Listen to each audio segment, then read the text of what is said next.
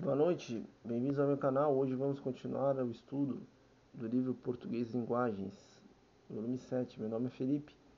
Gostaria de convidá-los a subscrever. Se gostar do vídeo, deixa o like. Não esqueça, suporte esse canal com as doações, ative as notificações, compartilhe esse vídeo com seus amigos. Siga-me no Twitter, Facebook e no Instagram. Muito obrigado. Se quiser, deixe um comentário, faça sua pergunta. Se for comprar pela internet, utilize o link na descrição da Amazon e também da Shopee. Muito obrigado. Identifique o sujeito e o predicado das seguintes orações do poema. E a lua em chamas se derrama na fogueira. Uma a uma as bandeirinhas vão fugindo dos quadros do Volpe. Da noite de São João ninguém fica triste. O sol volta do Japão. As bandeirinhas vão enfeitando a cidade de todas as cores e assombros. Nos versos de 12 a 18 do poema foi empregado o verbo ter em vez do verbo haver, que é recomendado pela norma padrão quando seu significado na oração é existir. Substitua o verbo ter por haver como ficaram as orações. Conclua. Por que a autora do poema preferiu empregar o verbo ser nesses versos? No oitavo verso, citado ao pintor Alfredo Volpi, observe o quadro do Volpi, reproduzido acima, e explique a relação entre a pintura do artista e os versos de 6 a 11. Leia Atira Abaixo, de Nicolas Lucas Lima, e responda a questão de 4 a 6. Nicolau. Você será hipnotizada, criatura inferior. Você é meu mestre, o qual deseja. As frases dos balões dos 3 primeiros quadrinhos, o sentido da frase é o mesmo? Se o personagem não tivesse interrompido a segunda frase do terceiro quadrinho, você que termo a completaria o sujeito ou predicado? A história da tira poderia ter uma moral? Qual dos provérbios abaixo seria o mais adequado para encerrar essa história? Quem espera sempre alcança, o feiticeiro virou contra o feiticeiro. Em terra de céu, quem tem um olho é rei. O sujeito é predicado na construção do texto. Leia este poema. Hortelã, todas as noites, ela esperava a noite chegar, trazendo o pai do trabalho. Às vezes era o pai que trazia a noite, num saquinho de balas de hortelã. Ela gostava da noite, porque a noite trazia o suor do pai. Ela gostava da noite porque à noite ela e o pai brincavam de dar nomes às estrelas.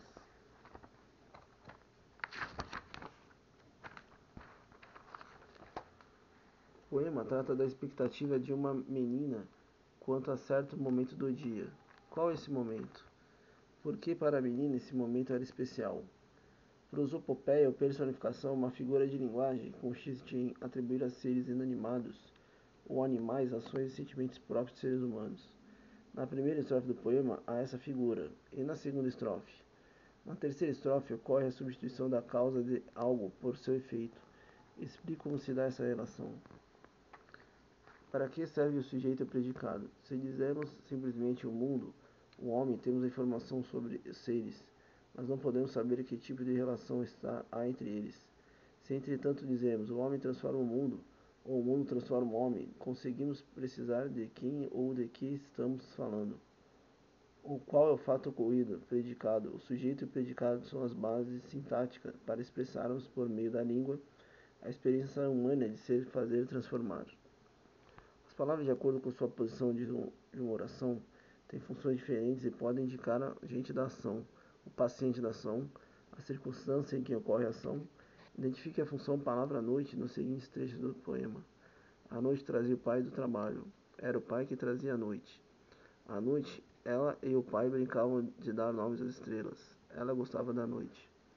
Observe o título do poema. Em qual estrofe e qual é uma retomada da palavra que dá título ao poema? Na estrofe em que é retomado o título do poema, há uma associação de ideias. Qual é a associação de ideias? Entre os itens a seguir, indique aqueles que apresentam afirmações verdadeiras em relação ao poema. Os termos que desempenham a função do sujeito e alternam quem age ora é a menina. Esperava, gostosa, ora é o pai trazia. Ora é a noite trazendo, ora o pai ou a menina brincavam. No poema, o sujeito o desempenha sempre a função de paciente, isto é, de quem recebe uma ação. Na última estrofe, a menina e o pai estão sujeitos da ação de brincar, que torna a menina feliz. Nós termos que desempenham a função do sujeito nas orações do poema, a noite é o mais importante, pois é ela que traz o pai, esperando pela menina. Dê continuidade ao poema lido, redigindo mais uma estrofe. Você poderá destacar as orações de menina da noite do pai ou introduzir um novo sujeito quando concluir sua estrofe. Leia para os colegas. Semântica e discurso. Leia o anúncio ao lado e responda as questões de 1 a 3. O anúncio destaca a importância de cuidar do meio ambiente. Quem é o locutor desse anúncio? Observe o enunciado verbal em destaque no anúncio. A foto do anúncio reforça a mensagem verbal. Justifique sua resposta. Quantas frases o enunciado apresenta e quantas orações? No enunciado, uma empresa agride a natureza até que a natureza e a sociedade reajam. A primeira oração é constituída por um sujeito, que é uma empresa, um predicado, que é agredida pela natureza. Na segunda oração, qual é o sujeito e qual é o predicado? Uma empresa agride a natureza, até que a natureza e a sociedade reajam. Tão importante quanto a preservar o meio ambiente é corrigir os abusos cometidos contra ele e mudar mentalidades e as suas práticas. A responsabilidade social é parte das novas atitudes de respeito à natureza. Trata-se de um ideal contemporâneo, um meio transformador que constrói uma sociedade sustentável do ponto de vista ambiental, social e empresarial. Todos os vínculos são requalificados entre as empresas, governos e pessoas, entre todos eles e o meio ambiente. Muitas empresas já fazem parte dessa cultura que traz resultados positivos para o negócio e para a sociedade. A natureza está nos lucros, não nas perdas. Leia o poema a seguir de Maria Cândida Mendonça e responda as questões de 4 a 6. Trovão, coração. Bem longe, estala o trovão. Bem perto, bate meu coração. O trovão é o coração do céu, quando está zangado, que bate tão forte que fica tudo assustado.